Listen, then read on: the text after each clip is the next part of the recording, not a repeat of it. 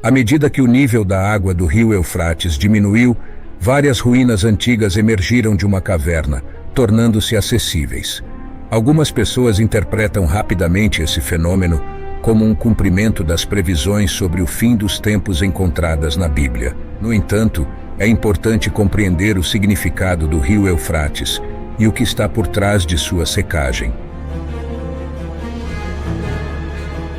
O rio Eufrates, que atravessa as regiões da Síria e do Iraque, possui uma importância significativa nas Escrituras, mencionado mais de 50 vezes na Bíblia. Nossa introdução a esse rio específico ocorre no livro de Gênesis, onde é descrito como um dos 4 rios que fluíam do Jardim do Éden. Gênesis 2, versículos 10 a 14. Este jardim era um lugar onde a humanidade tinha um encontro com Deus. Embora as identidades dos outros 2 rios, Pison e Gion, ainda sejam um mistério, os rios Tigre e Eufrates são bem conhecidos. O local central desse acontecimento é uma área chamada Crescente Fértil, uma faixa de terra fértil que se estende desde o rio Nilo, no Egito, em direção ao nordeste, passando por Israel e descendo ao sul e sudeste até as planícies que cercam os rios Tigre e Eufrates. Esta região, anteriormente conhecida como Mesopotâmia, que significa em rios, é um elemento crucial em nossa compreensão das narrativas bíblicas. Se os rios Tigre e Eufrates mencionados na Bíblia são os mesmos que conhecemos hoje por esses nomes, isso indicaria que o Jardim do Éden estava localizado no Oriente Médio. No entanto, é importante notar que mesmo uma inundação modesta em uma área pode alterar o curso de um rio. Durante o tempo de Noé, ocorreu um dilúvio que não foi apenas uma inundação localizada. Esse evento impactou drasticamente a paisagem da Terra. Como resultado, o rio Eufrates mencionado em Gênesis pode ter se perdido ao longo dos milênios. É possível que os rios que chamamos hoje de Tigre e Eufrates tenham recebido esses nomes em memória dos rios ligados ao Éden, da mesma forma que a cidade de Belém, na Pensilvânia, recebeu seu nome em referência à cidade na Judéia. Na Bíblia, em Deuteronômio capítulo 1, Deus promete dar aos israelitas toda a terra que se estende entre o Eufrates e o mar Mediterrâneo. Em Isaías 8, o profeta Isaías utiliza o Eufrates como símbolo do Império Assírio, que ameaçou invadir Israel. Há 2 passagens na Bíblia que prevêem o eventual secamento dos rios Eufrates. A primeira previsão do rio Eufrates secando faz parte dos 7 julgamentos ousados no Apocalipse. O livro do Apocalipse é uma obra que tem uma ampla gama de interpretações. Entre os cristãos, existem diversas perspectivas, desde aqueles que evitam o livro por seu caráter temeroso até os entusiastas que se aprofundam em suas profecias. Por outro lado, há uma promessa especial de bênção para aqueles que o leem em voz alta, meditam sobre suas palavras e as aplicam em suas vidas. Aqueles que decidem alterar o texto do livro das Revelações, seja por acréscimos ou omissões, trarão sobre si uma maldição única. Se alguém ousar acrescentar ou inserir informações, as pragas descritas no livro de Apocalipse se acrescentarão à experiência dos responsáveis. Por outro lado, se ocorrer subtração ou exclusão de partes do texto, a parte dos culpados na vida eterna na Nova Jerusalém será removida. Deus enfatiza claramente o valor dessas informações e revelações, como evidenciado pelas bênçãos e maldições associadas a elas. A Bíblia profetiza que um dia o rio Eufrates secará para dar lugar a um evento de grande importância. Este rio é discutido no livro do Apocalipse, especificamente no capítulo 16, que é considerado a seção que aborda o futuro próximo. No contexto do Apocalipse, a estrutura geral do livro é dividida em 3 partes. Apocalipse capítulos 1 a 5 trata da era presente. Apocalipse capítulos 6 a 16 aborda o futuro próximo. E Apocalipse capítulos 20 a 22 vislumbra o futuro distante. O grande rio Eufrates desempenha um papel crucial nos julgamentos que ocorrerão durante os últimos eventos do nosso mundo. Esses julgamentos começam com os 7 selos, continuam com as 7 trombetas e culminam com as 7 taças. É importante notar que, mesmo com a gravidade desses eventos, a promessa bíblica é de que as circunstâncias não se tornarão mais terríveis do que o que está previsto nessas passagens. O livro do Apocalipse faz uso de diversos termos simbólicos, como selos, trombetas, taças, candelabros, o dragão e estrelas. Os selos, as trombetas e as taças representam desastres significativos. Esses eventos são tão devastadores que, se não fossem interrompidos, resultariam na dizimação de toda a vida humana na Terra. Como Marcos 13, versículos 19 e 20 nos lembra, porque naqueles dias haverá um sofrimento tão grande como nunca houve desde que Deus criou o mundo, e nunca mais acontecerá uma coisa igual. Porém, o Senhor diminuiu esse tempo de sofrimento. Se não fosse assim, ninguém seria salvo. Mas por causa do povo que Deus escolheu para salvar, esse tempo já foi diminuído.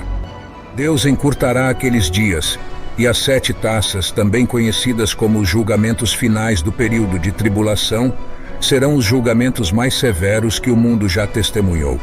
Essas 7 taças da ira de Deus estão detalhadas em Apocalipse 16, versos 1 a 21, são especificamente chamadas de as 7 taças da ira de Deus. Nesse ponto, a iniquidade da humanidade atinge seu ápice e é recebida com a ira divina contra o pecado. O rio Eufrates desempenha um papel significativo na 6ª taça. A primeira taça traz feridas dolorosas para aqueles que têm a marca da besta e adoram sua imagem. Essa praga é direcionada àqueles que se comprometeram com o anticristo. A segunda taça é derramada no mar, transformando a água em sangue, como a de um cadáver, resultando na morte de todas as criaturas marinhas. Quando a terceira taça da ira de Deus é derramada, os rios e as fontes de água doce também se transformam em sangue. Na 4ª taça, um anjo derrama sua tigela sobre o sol, permitindo que ele queime as pessoas com um calor intenso. A 5ª taça mergulha o reino da besta em trevas extraordinárias, intensificando o sofrimento dos ímpios. A 6ª taça é o penúltimo julgamento da tribulação e envolve a secagem do rio Eufrates, conforme registrado em Apocalipse 16, verso 12, na nova versão da linguagem de hoje. Em seguida, o 6º anjo derramou a sua taça no grande rio Eufrates. O rio secou a fim de se abrir um caminho para os reis que vêm do Oriente. Historicamente, os romanos acreditavam que o rio Eufrates servia como uma defesa inexpugnável contra possíveis ataques dos impérios localizados mais a leste. Este rio impressionante estendia-se por cerca de 1.800 milhas ou 2.900 quilômetros e variava em largura de 300 a 1.200 metros.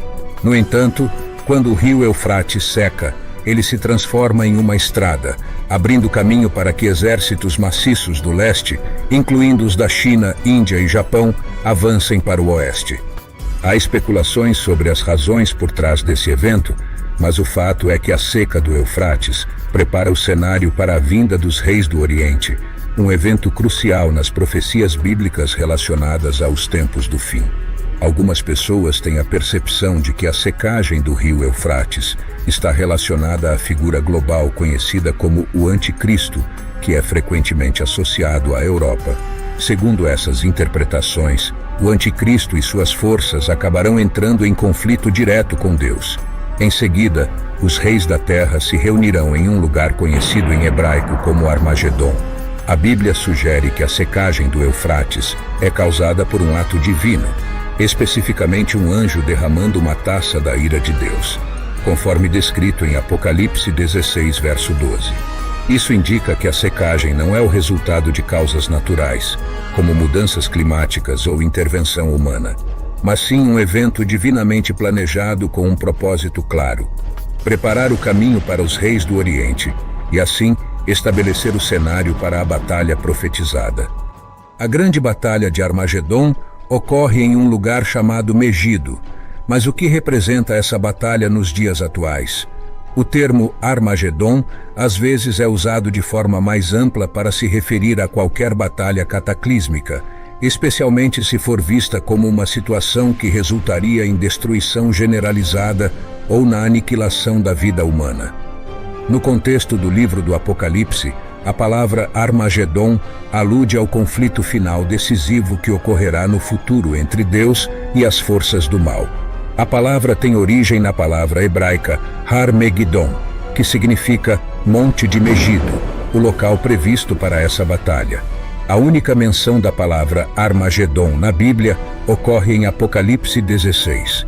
Segundo Apocalipse capítulo 16, versículos 13 a 16, espíritos malignos, simbolizados como sapos, saem das bocas de Satanás, isto é, o dragão, do anticristo, que é a besta, e do falso profeta. Eles realizam sinais milagrosos e influenciam os reis de toda a terra a se reunirem para a guerra do grande dia de Deus, o Todo-Poderoso.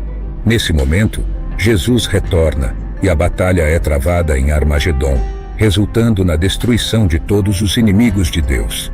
Isso é descrito em Apocalipse 16, versículos 17 a 20. Em Apocalipse 19, versos 11 a 20, uma batalha final ocorre na segunda vinda de Cristo, quando o Cristo Conquistador derrota as forças do Anticristo. Muitos interpretam isso como uma descrição da Batalha do Armagedon, que culmina com a vitória de Deus sobre as forças do mal. No Apocalipse, conforme registrado em Apocalipse 19, versículos 11 a 21, uma visão espetacular se desenha. O céu se abre, revelando um cavalo branco, e aquele que o cavalga é chamado de fiel e verdadeiro, o infalível, o incorruptível, o justo, que julga e entra em guerra contra as nações rebeldes. Seus olhos brilham como chamas de fogo, e muitas coroas reais adornam sua cabeça.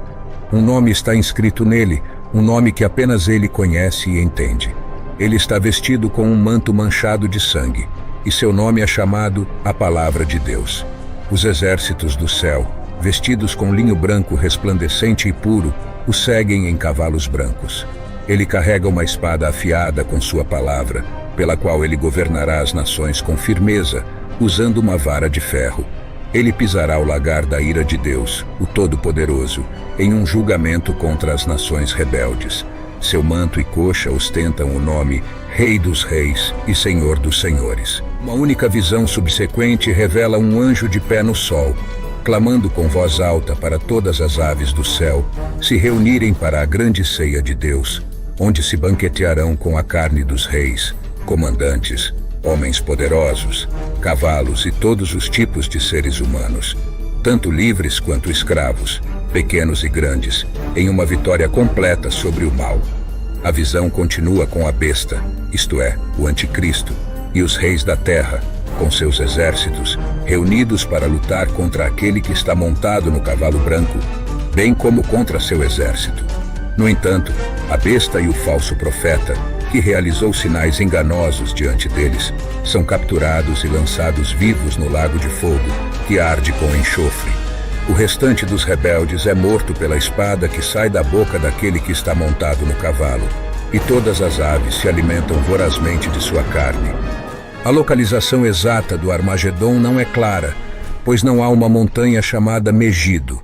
No entanto, considerando que a palavra Har também pode significar colina, a área da colina que circunda a planície de Megido, aproximadamente a 60 milhas ao norte de Jerusalém, é a interpretação mais provável.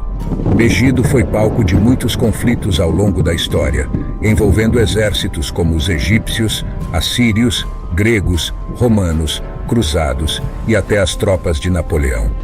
Durante a Primeira Guerra Mundial, Megido também testemunhou batalhas. Duas das maiores tragédias da história bíblica ocorreram em Megido: a morte de Saul e seus filhos, 1 Samuel 31, verso 8, e a morte do rei Josias, 2 Crônicas 35, verso 22. Influências demoníacas levarão os reis da terra a reunirem seus exércitos para um ataque total. O anticristo será encarregado de liderar esse movimento. No entanto, Jesus Cristo retornará à terra com os exércitos do céu. Seus pés tocarão o Monte das Oliveiras e ele triunfará sobre as forças do mal. O anticristo e o falso profeta serão lançados no lago de fogo, conforme descrito em Apocalipse 19, verso 20. Jesus amarrará Satanás e estabelecerá seu reino na terra por um período de 1000 anos. Todas as coisas serão corrigidas, restaurando a ordem divina. A Batalha do Armagedon é um conflito complexo que envolve uma ampla gama de participantes, incluindo seres sobrenaturais e as forças do bem e do mal. A secagem do rio Eufrates e a batalha do Armagedon estão interligados na linha do tempo profética. O primeiro evento, a secagem do rio Eufrates, serve como preparação para o segundo evento, a batalha do Armagedon. A abertura de um caminho geográfico para essa batalha é um sinal de que o confronto final entre o bem e o mal culminará em uma nova era de governo divino e paz.